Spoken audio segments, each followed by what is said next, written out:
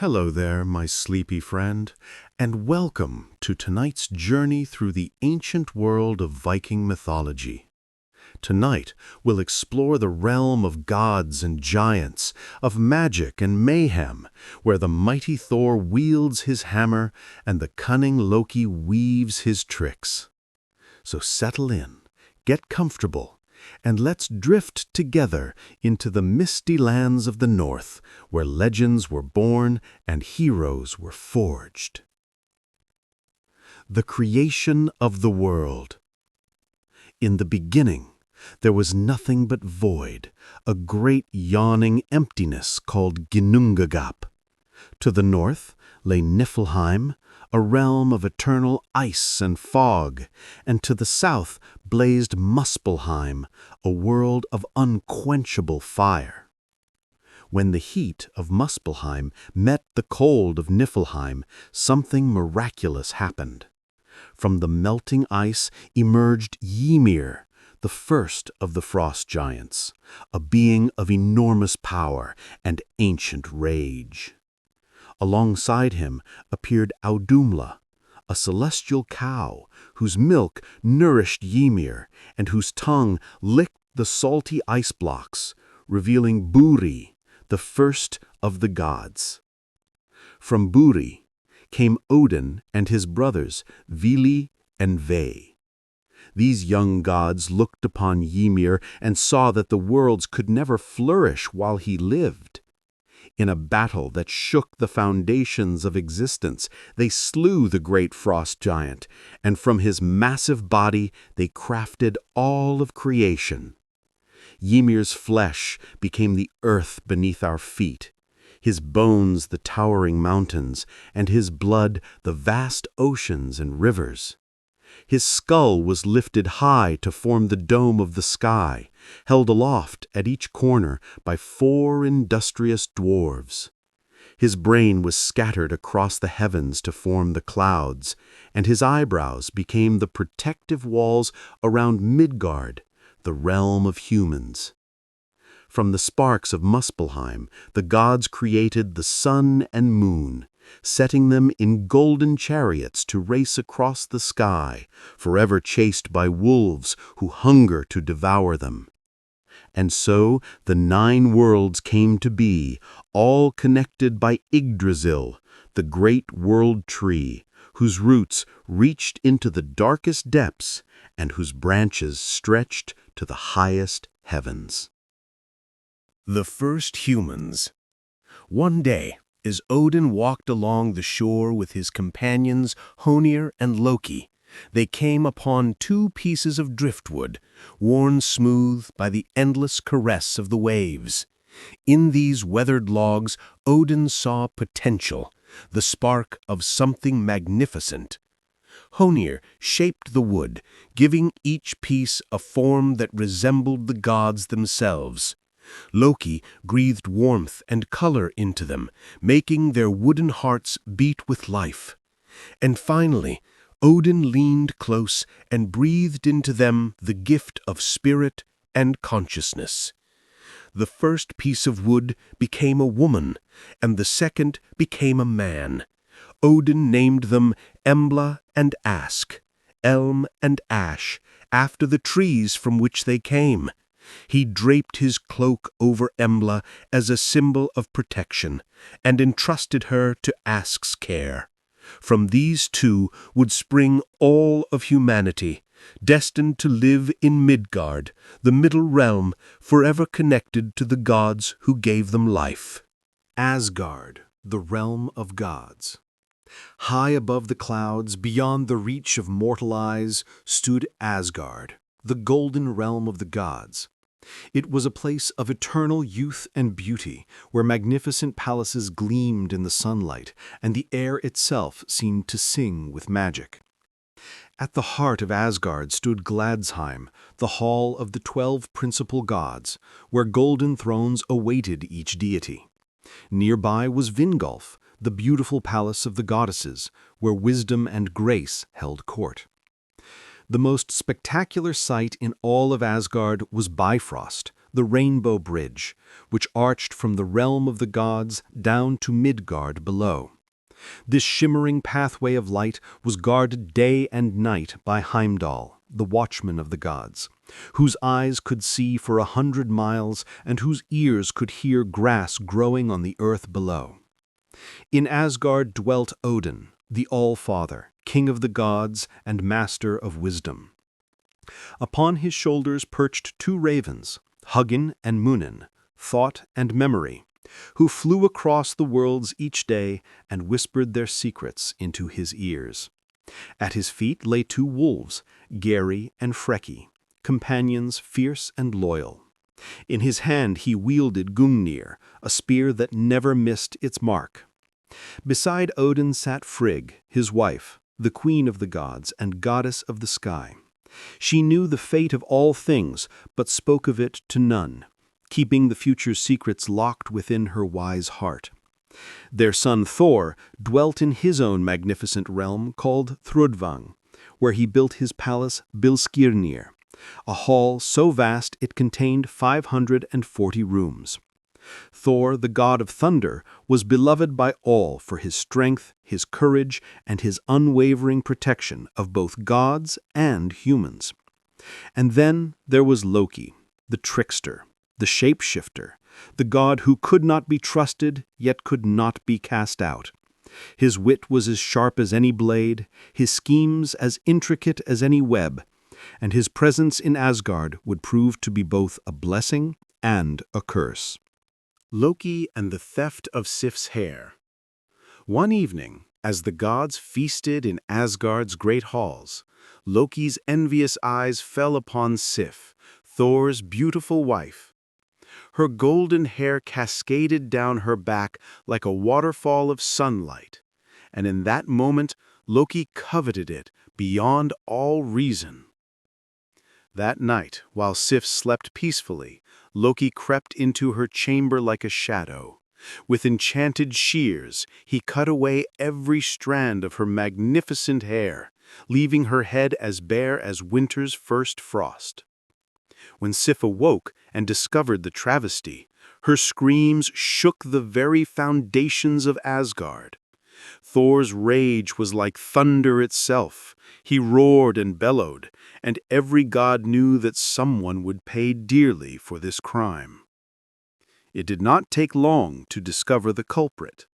Thor seized Loki by the throat and raised his mighty hammer, Mjolnir, ready to crush the trickster's skull. "Wait!" Loki gasped, his clever mind racing. "I can fix this.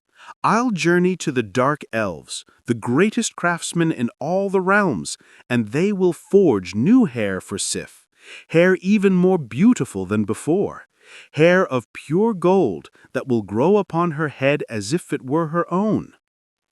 Reluctantly, Thor lowered his hammer and gave Loki 24 hours to make good on his promise.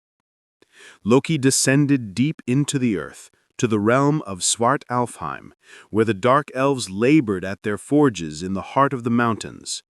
He found the sons of Ivaldi, master craftsmen, whose skill was legendary, and begged for their help.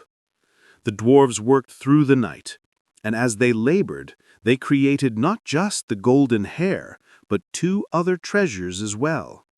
Gungnir, a spear that would always hit its target, and Skibladnir, a magical ship that could be folded up and carried in a pocket, yet would always find fair winds when sailing. As Loki prepared to leave, his pride got the better of him. He boasted to 2 other dwarves, Brokkr and Eitri, that the sons of Ivaldi were the finest craftsmen alive, and that no one could match their work. "Is that so?" said Brokkr, his eyes glinting with challenge. "My brother Eitri can forge treasures that will put these to shame. I'll wager my head against yours that we can create greater marvels than these." Loki, ever the gambler, accepted the wager. Eitri threw a pigskin into the forge and told Brokkr to pump the bellows without stopping, no matter what happened. As Brokkr worked, Loki transformed himself into a horsefly and bit Brokkr's hand, drawing blood, but the dwarf did not falter. From the forge emerged Kulenbusti, a golden boar that could run faster than any horse and shine light into the darkest places. Next, Eitri placed gold into the forge, and again Loki bit Brokkr, this time on the neck. Still, Brokkr pumped on. And from the flames came Draupnir, a golden ring that would drop 8 new rings of equal beauty every 9th night, a symbol of endless wealth and fertility. For the final creation, Eitri placed iron into the forge and warned Brokkr that this would be the most important work of all. As the bellows pumped, Loki bit Brokkr on the eyelid so hard that blood ran into his eyes. For just a moment, just one brief instant, Brokkr raised his hand to wipe away the blood. When Eitri drew the final treasure from the forge, it was magnificent, Mjolnir, a hammer of such power that it could level mountains. But because of that single moment when Brokkr had faltered, the handle was slightly too short. Nevertheless, when the gods judged the treasures, they declared Mjolnir the greatest of all, for with it Thor could defend Asgard from any threat. Loki had lost the wager. But before Brokkr could claim his prize and take Loki's head, the trickster protested. "You may have my head, but you cannot touch my neck, for that was not part of our bargain." There was no way to take a head without harming the neck.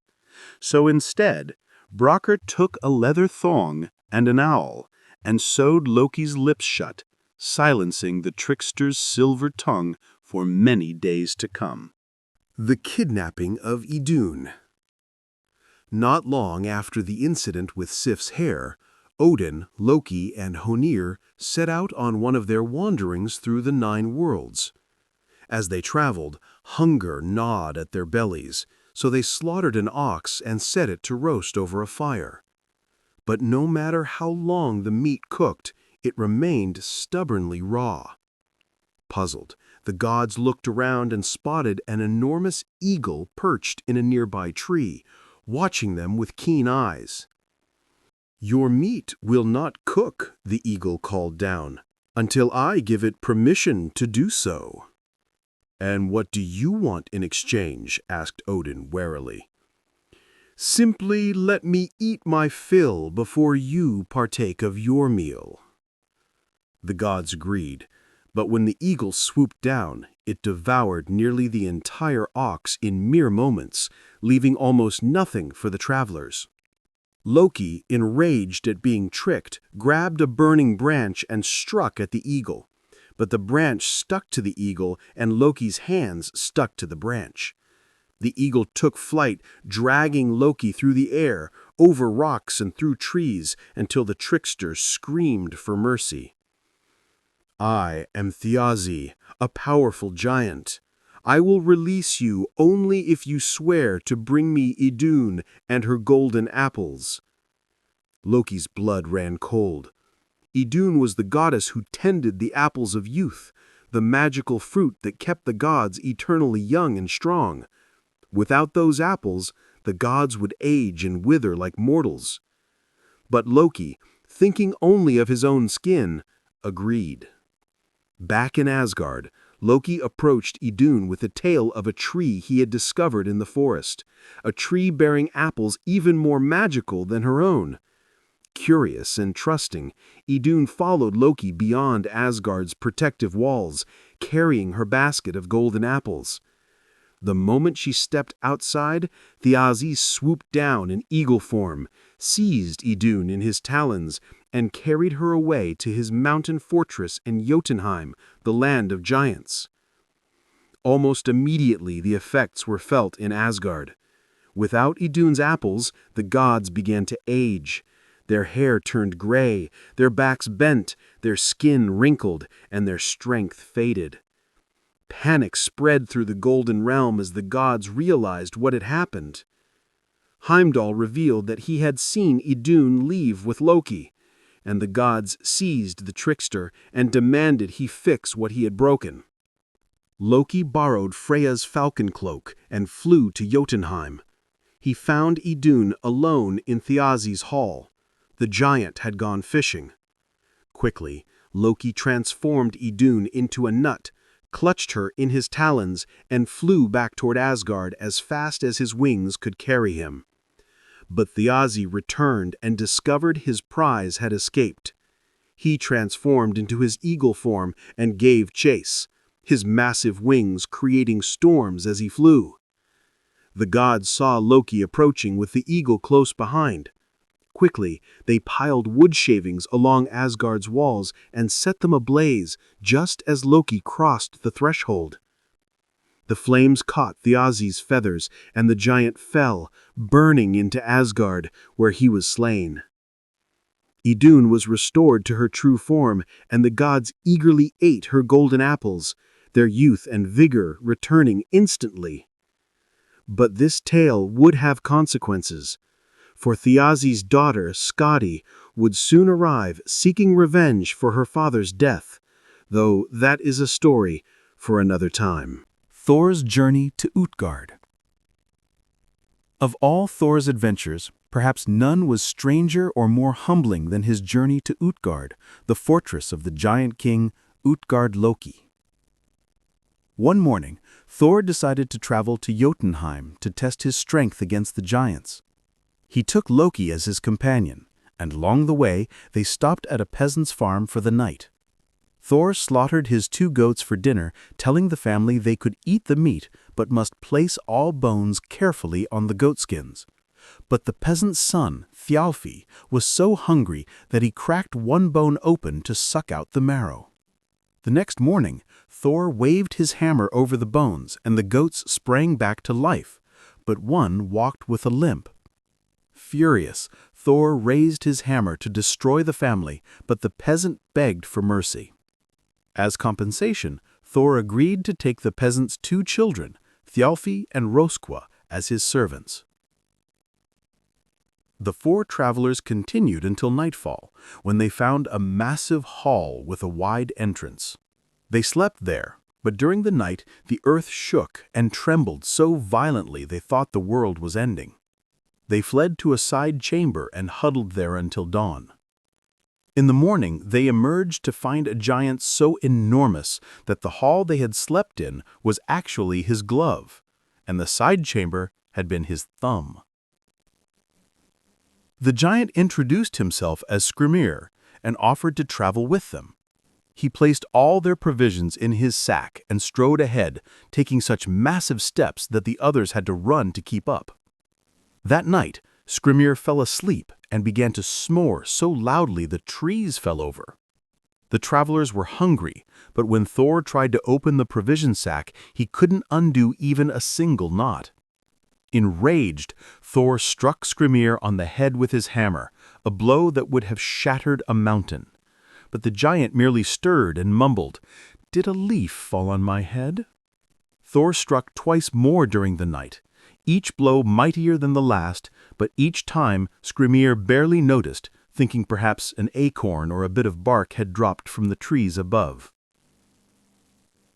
In the morning, Skrymir pointed them towards Utgard and warned them that the giants there were far larger than he.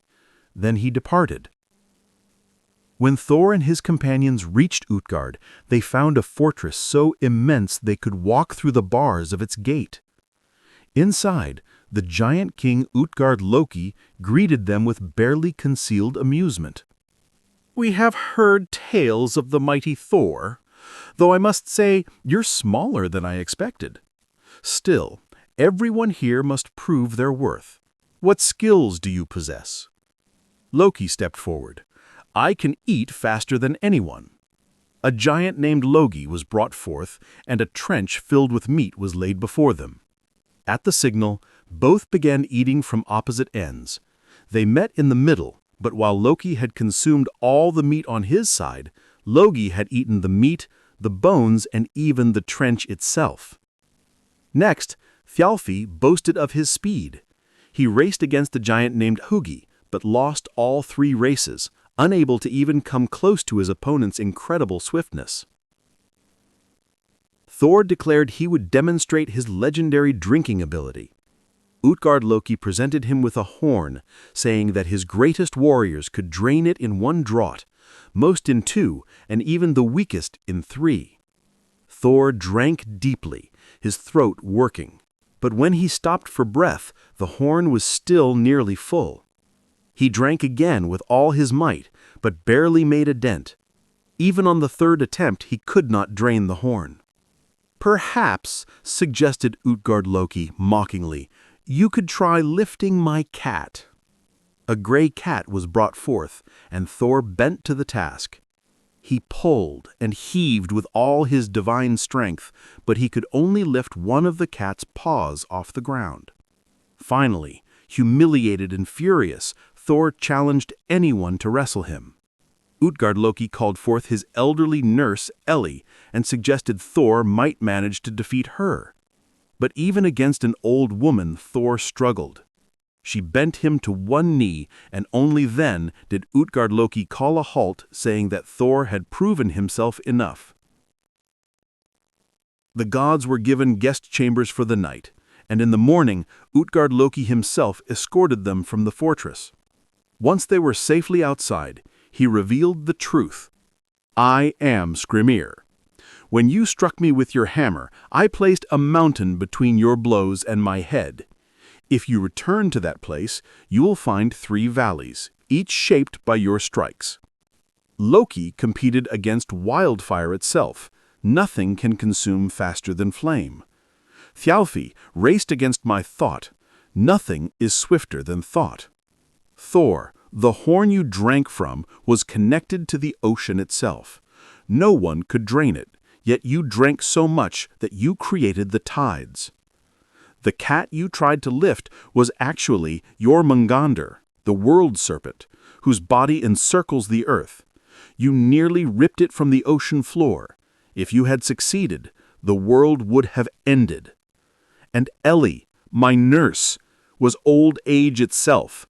No one, not even gods, can defeat old age forever. Yet you barely bent your knee. Your feats were far greater than any giant could achieve. But please, Thor, never return to Utgard, for I cannot protect my people from your true strength." With those words, Utgard Loki and his fortress vanished, hidden by illusion once more. Thor raised his hammer to strike, but there was nothing to hit. He had been humbled, tricked, and yet proven mightier than he knew. The death of Balder. Of all the gods in Asgard, none was more beloved than Balder. He was the son of Odin and Frigg, beautiful and radiant, the god of light and purity. Joy followed in his footsteps, and everyone who knew him loved him dearly. But one morning, Balder awoke from a nightmare, a dream of his own death. The dream was so vivid, so real that terror gripped his heart. When Frigg heard of her son's dream, she knew that it was more than mere fantasy. It was a prophecy. Determined to protect Balder, she traveled throughout all the 9 worlds, extracting an oath from every living thing, every plant, every stone, and every metal never to harm her beloved son. She traveled to fire and ice, to earth and water, to tree and beast. She spoke to diseases and poisons, to weapons and rocks. Everything in existence swore its oath gladly, for all things loved Balder. When Frigg returned, the gods tested the oaths with great amusement. They threw spears and shot arrows at Balder. They hurled stones and swung swords, but nothing could harm him. Every weapon bounced off, every projectile swerved away. Balder stood in the center of their good-natured assault, laughing and unharmed. But Loki, watching from the shadows, felt only envy and hatred. He transformed himself into an old woman and visited Frigg. "How wonderful that Balder cannot be harmed," the old woman said sweetly. "Did truly everything swear an oath to you?" "Everything," Frigg replied proudly. Then she paused. "Well, everything except a small plant growing west of Valhalla. It was called mistletoe. Just a tiny sprout, too young and insignificant to bother with." Loki's eyes gleamed. He left immediately and found the mistletoe, cutting a branch and sharpening it into a dart. He returned to the hall where the gods were still celebrating Baldur's invulnerability.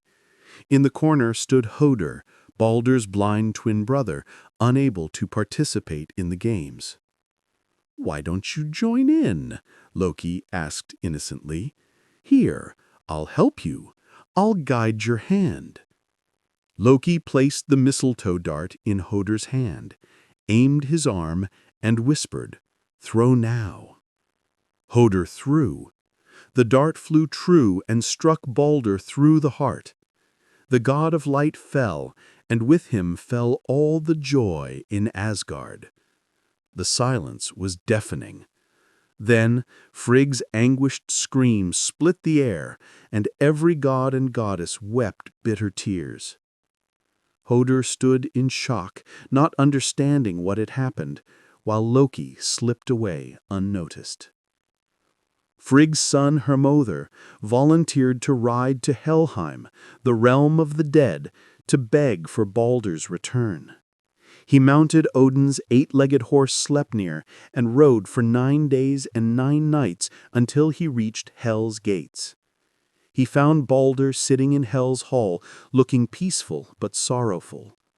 Hermodr pleaded with Hel, the goddess of death, to release Baldur. Hel considered his request and finally spoke. "If all things in the world, living and dead, weep for Baldur, then he shall return to Asgard. But if even one thing refuses to shed tears, he shall remain with me." Hermodr raced back to Asgard with this news, and messengers were sent throughout the 9 worlds asking all things to weep for Baldur. And they did. Humans wept, animals wept, plants wept, even stones and metals wept. Water flowed from all things as they mourned the god of light. But as the messengers returned, one found a giantess named Thuk, sitting in a cave. When asked to weep for Baldur, she replied in a cold, hard voice, "Let Hel keep what she has." The disguise was thin. Thuk was Loki in another form. Because of that single refusal, Baldur remained in Helheim. The light had gone from the world, and the first step toward Ragnarok, the end of all things, had been taken. The binding of Loki. When the gods discovered Loki's role in Baldur's death, their fury knew no bounds. This was no mere trick or harmless mischief. This was murder, the breaking of sacred bonds, the destruction of all they held dear. Loki fled, knowing that the gods would show no mercy. He built himself a house on a mountaintop with doors on all 4 sides so he could watch for approaching enemies. By day, he transformed into a salmon and hid in a waterfall. One evening, as he sat by his fire contemplating escape routes, he invented the fishing net, weaving it from cord as he worked out the patterns in his mind. But just as he finished, he saw the gods approaching. Loki threw the net into the fire and leapt into the waterfall, taking salmon form. But Kvasir, the wisest of the gods, saw the pattern of ashes in Loki's hearth and understood immediately what it meant. The gods wove a net of their own and dragged it through the water. Loki swam beneath it on the first pass. On the second, the gods weighted the net with stones. This time, Loki leaped over it, but Thor, standing in the center of the stream, caught him midair. The salmon thrashed and struggled, which is why to this day salmon have such narrow tails. But Thor held firm. "Resume your true form," Thor commanded, and Loki had no choice but to obey. The gods dragged Loki deep into a cave. They took 3 stone slabs and stood them on end. Then they captured Loki's sons, Vali and Narfi. In a terrible act of vengeance, they transformed Vali into a wolf, and in his maddened state he tore his brother apart. The gods took Narfi's entrails, now imbued with magic, and used them to bind Loki to the stone slabs. The entrails hardened into unbreakable iron chains. But the gods' revenge was not complete. Skadi, the giantess, Tiagi's daughter, took a venomous serpent and fastened it above Loki's head so that poison dripped onto his face. Loki screamed and writhed in agony, his convulsions shaking the earth itself, creating what we know as earthquakes. Only Sigyn, Loki's faithful wife, showed him any compassion. She sat beside him, holding a bowl to catch the venom. But when the bowl filled, she had to turn away to empty it, and in those moments the poison fell upon Loki's face once more, and his agonized thrashing shook the world. There Loki would remain, bound and tormented until Ragnarok, the end of days, when he would break free and lead the forces of chaos against the gods. The new beginning. But even in Norse mythology, death was not the absolute end. After Ragnarok, after the flames had died and the waters had stilled, the earth rose from the sea once more, green and beautiful, washed clean by the destruction. In places that the fire had not reached, survivors emerged. Lif and Liftrasir, the first man and woman of the New Age, had hidden in the branches of Yggdrasil and survived on morning dew. From them would come a new race of humans. Some of the gods had survived as well. Vidar and Vali, sons of Odin, still lived. Modi and Magni, Thor's sons, found their father's hammer Mjolnir and claimed it. Balder and Jothr returned from Helheim, reconciled at last. These surviving gods met at Idavall, where Asgard once stood. They remembered the old times, the great deeds, and the wisdom that had been lost. They found the golden chess pieces that the Aesir had once played with, now blackened but still intact, a link to the world that had been. The sun had been devoured, but her daughter took her place, riding the same path across the sky, bringing light and warmth to the new earth.